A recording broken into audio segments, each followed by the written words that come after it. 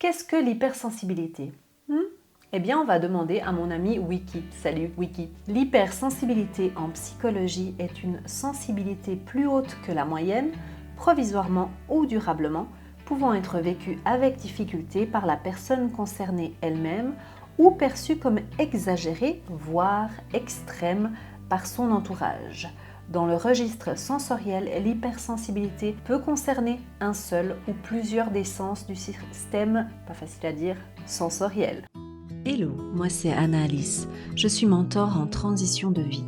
Bienvenue sur le podcast vidéo de la Casa Bloom. Ces épisodes sont là pour t'accompagner au mieux dans tes transitions de vie, que ce soit après un décès, l'arrivée ou le départ d'un enfant, un déménagement, bref, un chamboulement dans ta vie qui t'oblige à te remettre en question et à redéfinir tes valeurs. Retrouve-moi sur toutes les plateformes d'écoute ainsi que sur YouTube et Instagram. Et si tu veux aller encore plus loin dans l'échange, je t'invite à visiter mon site internet www.lacasabloom.com. Tu y trouveras un groupe de parole et d'écoute bienveillant imaginé pour toi. Le Blossom Group est un abonnement mensuel qui va t'aider à enfin t'autoriser à te métamorphoser, à exploser tes limites pour oser vivre pleinement et atteindre la résilience. Tout cela pour faire tomber ton masque et devenir la merveilleuse personne que tu es vraiment. J'espère t'y retrouver bientôt. En attendant de te voir, je te souhaite une bonne écoute. Hello, j'espère que tu vas bien. Mon nom est Anna-Alice. Je suis ici avec ces vidéos pour t'aider à te connaître mieux, à avancer dans ton chemin et surtout à faire en sorte que quand il y a des moments difficiles, des transitions de vie, des gros changements où il y a un avant et un après, eh bien qu'on apprenne à utiliser ces difficultés pour en faire des forces.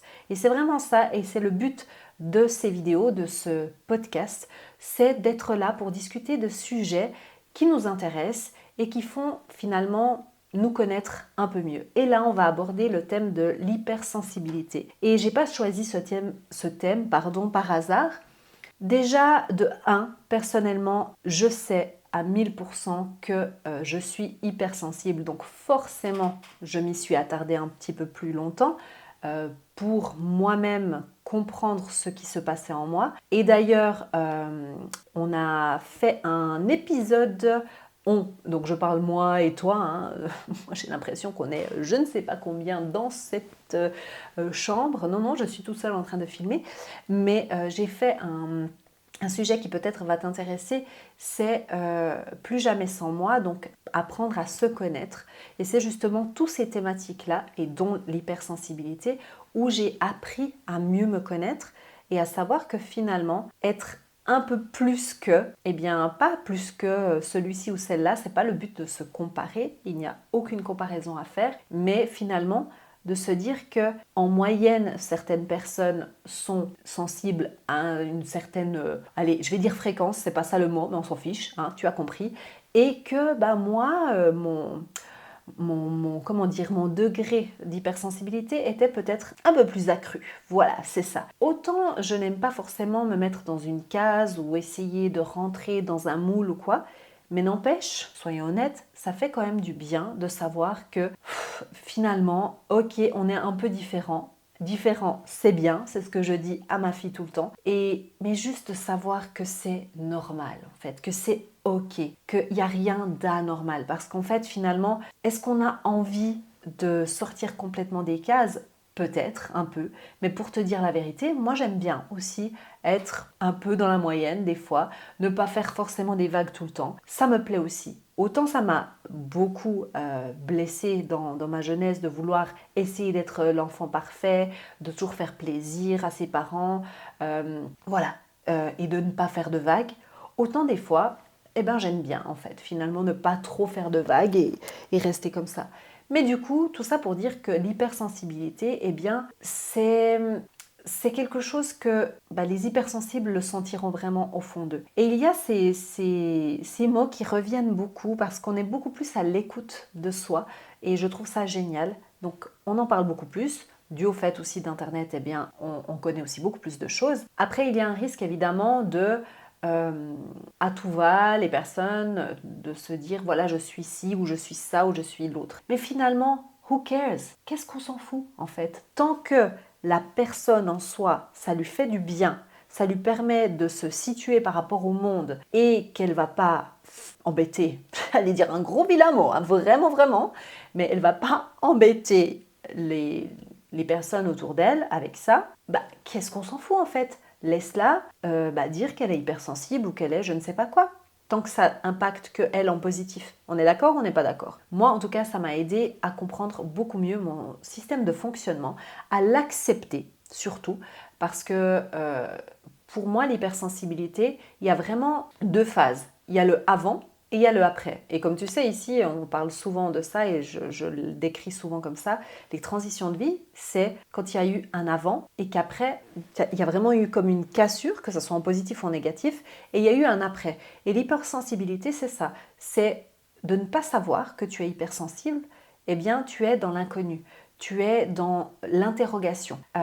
Et je veux bien avoir tous les commentaires. Lâchez-vous en commentaire, faites exploser cette boîte pour toutes les personnes qui sont hypersensibles ou qui pensent l'être ou qui ont quelqu'un autour qui est hypersensible, parce que c'est pas forcément facile de vivre avec quelqu'un qui est hypersensible, et j'y reviendrai après. Mais justement, il y a cet avant où on est dans l'inconnu, où on ne sait pas en fait qu'on est hypersensible, on ne comprend pas, on a l'impression juste de ne pas, d'avoir loupé quelque chose, quoi, ou d'avoir trop de quelque chose justement, et ça perturbe. Et le après, c'est une fois qu'on sait, eh bien tout s'éclaire et tout s'illumine.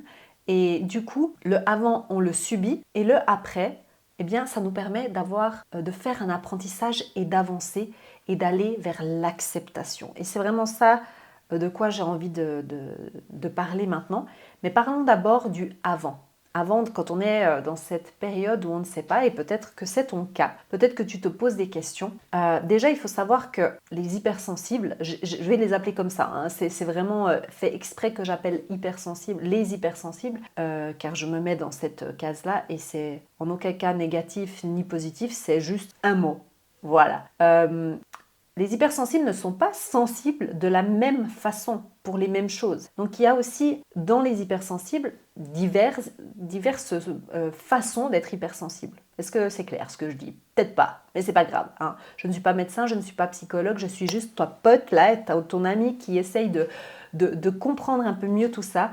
En fait, justement, ça a été tout un chemin de découvrir que j'étais hypersensible et que pour moi, personnellement, parce que je l'ai dit juste avant que pas tous les hypersensibles sont sensibles à la même chose, et bien moi finalement ça affecte tout mon système sensoriel. Je regarde une vidéo un petit peu émotive, mais quand je te dis un petit peu émotive, c'est vraiment genre la fille elle a dit une phrase un peu chouquinette comme ça, moi je pleure quoi. Tu vois, c'est un peu ça. Les bruits en fait m'agressent souvent. Un ballon qui explose. Non mais t'as même pas idée de ce qui se passe dans mon cerveau quoi, en fait. Vraiment, c'est Hiroshima quoi dans ma tête, hein, vraiment. A few moments later. Nous avons été coupés et j'ai profité d'allumer mon ventilateur, mais comme je ne sais pas si tu m'entendras bien, je vais l'éteindre, mais je meurs de chaud, n'est-ce pas? J'ai ma petite jaquette, je crois qu'on va l'enlever. Attends, je l'enlève. Non, parce que c'est bien de vouloir être un petit peu élégante, mais en même temps, quand il fait trop chaud, hein. Voilà. Donc, je reprends parce que ma caméra a surchauffé, comme moi d'ailleurs. Je reprends par rapport à l'odorat, eh bien oui, c'est en voyant la réaction des autres que je me dis, ouf, peut-être qu'en fait j'ai un peu exagéré dans mon appréciation justement de tel aliment ou de telle odeur, enfin voilà. Le toucher aussi, je peux toucher n'importe quelle matière, je vais ressentir certaines choses, que ce soit positif ou négatif, je ne vais pas pouvoir porter certains vêtements, je suis toujours et encore avec des fois c'est des petits chouchous que je touche à longueur de journée, comme c'était un peu mon doudou en fait. Les ballons, j'adore toucher les ballons qui sont dégonflés. Enfin, il y a des trucs vraiment un peu bizarres. Hein. Voilà, c'est comme ça. D'ailleurs, je serais curieuse de savoir quelle petite chose bizarre toi tu as pour voir si tu étais encore là dans la vidéo. Hein. Quels sont tes trucs bizarres? Moi, je touche des ballons qui sont dégonflés. Voilà, et j'adore ça en fait. Et donc, pour revenir vraiment très très loin dans... J'ai l'impression d'être super vieille en disant ça, mais c'est le cas. Enfin, en tout cas, j'ai 40 ans, donc c'était il y a quand même un petit moment. Eh bien, quand j'étais petite, c'était vu de façon négative. On me faisait souvent des reproches, que j'exagérais, que de toute façon je chialais tout le temps pour tout et pour rien. Voilà, j'étais un petit peu la chieuse de service en fait pour mes parents, pour des fois certaines personnes de la famille qui, clairement, elles n'étaient pas vraiment sensibles, hein, soyons clairs. Quand quelqu'un, par exemple, venait me parler de quelque chose de personnel, un problème personnel, je me souviens souvent, mes amis venaient me parler et j'avais vraiment l'impression que c'était devenu mon problème, que je portais le poids, même encore plus que la personne en fait. Je m'en rendais malade, ça dépendait des situations, certaines fois c'était des situations assez lourdes. Eh bien, vraiment, jusqu'au plus profond de mes tripes, je me sentais vraiment malade pour la personne. Et oui, en fait, ça pose un gros problème. Et pourquoi ? Tout simplement parce que on va se laisser bouffer, on va se laisser envahir par cette inondation d'émotions. Et avoir de l'empathie, c'est bien, c'est une belle qualité. Mais quand c'est mesuré, quand c'est plus que, quand on part dans l'hyper, d'où hypersensibilité, eh bien, ça devient un problème. Car quand on ne sait pas gérer, et surtout quand on ne sait pas qu'on est hypersensible, on ne peut pas gérer, vu qu'on ne le sait pas. Tu comprends ? Tu vois un peu le truc ? C'est aussi ne pas vouloir être la sauveuse de tout le monde. Parce que j'avais vraiment l'impression que j'avais cette mission de trouver absolument une solution à ce problème. D'ailleurs, ça m'a poursuivi, je fais les gros guillemets, mais c'est vrai, ça m'a poursuivi pendant longtemps. Même encore quand je faisais les coachings il n'y a pas si longtemps de ça, j'avais l'impression que je devais sauver absolument cette personne, que c'était de mon devoir. Et le problème, c'est que des fois, c'est difficile de te mettre des limites et tu vas bien au-delà de ce qu'on te demande et de ce que tu es capable de donner. Et tu te dépasses trop et ça peut te faire énormément de mal et t'épuiser, en fait, tout simplement. Donc, tu peux tomber dans un burn-out, dans une dépression. Ça dépend après ton environnement autour aussi. Donc, vraiment faire attention. Donc, dans la définition du Wikipédia que j'ai lu en tout début de ce podcast, on parle vraiment de difficulté à vivre avec cette hypersensibilité, tout simplement car on ne sait pas, on ne connaît pas. Et du coup, selon justement le live dont je t'ai parlé, donc l'amour vient de l'intérieur, on a bien compris qu'il faut du temps pour se connaître et que notre meilleur ami, c'est qui ? C'est qui ? Si tu me suis depuis un petit moment, attention à ta réponse. C'est qui ta meilleure amie ? C'est toi. Voilà. Il faut être son ou sa meilleure amie. Il faut d'abord apprendre à s'aimer pour pouvoir aimer entièrement. Vraiment entièrement. C'est pas une demi plus une demi égale 1. Non, c'est 1 plus 1. On est ensemble, ok ? Et sans attendre en retour, c'est ça qui est important. Et vraiment, je t'encourage à aller voir le live qui avait été fait, le live pas du tout, l'épisode qui avait été fait sur l'amour vient de l'intérieur, parce que ça parle de toutes ces choses-là et de toute cette dimension-là. Et c'est exactement la même chose pour l'hypersensibilité, c'est se connaître, s'aimer, s'apprécier, s'accepter tel qu'on est. Pleurer pour des films, c'est ok. Et alors, who cares ? Qu'est-ce qu'on s'en fiche si tu pleures pour un film ? C'est ta sensibilité et tu peux après apprendre à le mettre à profit. Donc là, on arrive dans le après. Voyons voir un petit peu qu'est-ce que ça peut nous apporter. Donc bien évidemment, comme je viens de le dire, le après, la force numéro 1, c'est, pour en faire une force, la force numéro 1, c'est de se connaître. C'est en sachant qu'on est comme ça, on va pouvoir l'utiliser de la meilleure manière et surtout gérer mieux ses émotions pour ensuite arriver à la phase finale, l'accepter. Parce que l'acceptation, on a l'impression que finalement c'est pas si compliqué ou oui, j'accepte d'être hypersensible, c'est ok. Non, c'est une vraie acceptation de se dire je suis comme ça, je m'assume comme ça. Et finalement, ce qu'il y a d'assez rigolo, et ça arrive pour plein d'autres situations, c'est que à partir du moment où tu acceptes, tu as quasi jamais plus personne qui n'osera te dire « Oh, mais pourquoi tu pleures pour ça ? Ah, mais pourquoi tu fais ça comme ça ?» Et donc justement, on commence à savoir mieux utiliser ces soi-disant faiblesses qui étaient des faiblesses pour par exemple aider quelqu'un. Eh bien, quand quelqu'un est en difficulté, on va pouvoir ressentir sa peine sans la porter à bout de bras. Tu comprends ? Ça, c'est de l'empathie. Ça veut dire, ok, j'ai écouté, j'ai entendu ce que tu avais à me dire. Est-ce que tu as besoin de mon aide ? Déjà aussi le formuler, apprendre à formuler les choses parce qu'on sait qu'on est empathique, mais comme on n'a pas à subir cette problématique, eh bien, on va déjà demander à la personne si elle a vraiment envie qu'on vienne, entre guillemets, à son secours et qu'elle a besoin de conseils ou pas. Parce que des fois, les gens, et souvent c'est le cas, d'ailleurs je le vois souvent dans le groupe de parole et d'écoute que j'ai créé, le Blossom Group, que les gens ont besoin d'être entendus. Ils n'ont pas besoin qu'on leur donne des conseils parce que finalement, souvent, on sait ce qui est bon pour nous ou ce qu'il faudrait faire, certaines fois pas, mais très souvent c'est le cas, on a juste besoin de, comme on dit, pardon micro, pardon. On a juste besoin de get it out, le laisser sortir.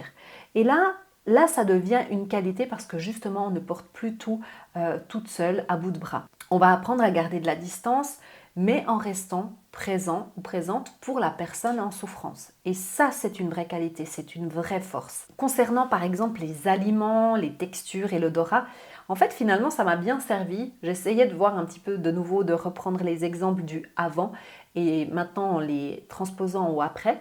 Et bien finalement, quand j'ai fait mon cours d'œnologie, eh bien, j'étais beaucoup plus sensible aux odeurs, aux textures, aux textures, oui, parce qu'on a mangé aussi du fromage, hein, c'est pour ça, mais au goût que ça avait, j'arrivais beaucoup mieux à définir ce qu'il y avait, par exemple, dans le vin. Donc ça m'a beaucoup aidé pour passer mon test, justement, d'œnologie. Comme quoi, ça peut être une qualité. Pour terminer, je dirais que tant qu'on perçoit l'hypersensibilité comme un problème, ça le sera et ça le restera. À partir du moment où on le voit comme une qualité, comme une force, comme un super power, eh bien, ça le devient aussi. Donc, changer de regard, apprendre à vivre avec, ça en fait donc une force. Et toi, as-tu su faire de ton hypersensibilité une force? Est-ce que tu penses que tu peux être peut-être hypersensible ou as-tu encore du mal à identifier cela ou à vivre avec ça? Allez, j'attends tes commentaires et si tu veux m'écrire un email pour plutôt partager en privé, eh bien n'hésite pas à le faire ici sur hello@lacasabloom.com. Je t'y attends. J'espère que tu as apprécié ce vidéo podcast et n'oublie pas que si tu veux apporter ton soutien, il faut t'abonner parce qu'il y a encore trop de personnes qui ne s'abonnent pas à cette chaîne et c'est la seule façon de pouvoir apporter ton soutien. Et voilà, l'épisode est à présent terminé, j'espère qu'il t'a plu. Si c'est le cas, je t'invite à mettre un petit pouce en l'air sur YouTube, à t'abonner à cette chaîne et si tu es sur les plateformes de podcast, savais-tu que tu peux aussi t'abonner ? Oui, c'est le cas. Et sinon, si tu veux participer à ce podcast et poser toutes tes questions et envoyer peut-être une note vocale, eh bien je t'invite à le faire à l'adresse suivante, hello@lacasabloom.com. Je te dis à bientôt et n'oublie pas de suivre tes rêves car ils connaissent le chemin. Ciao!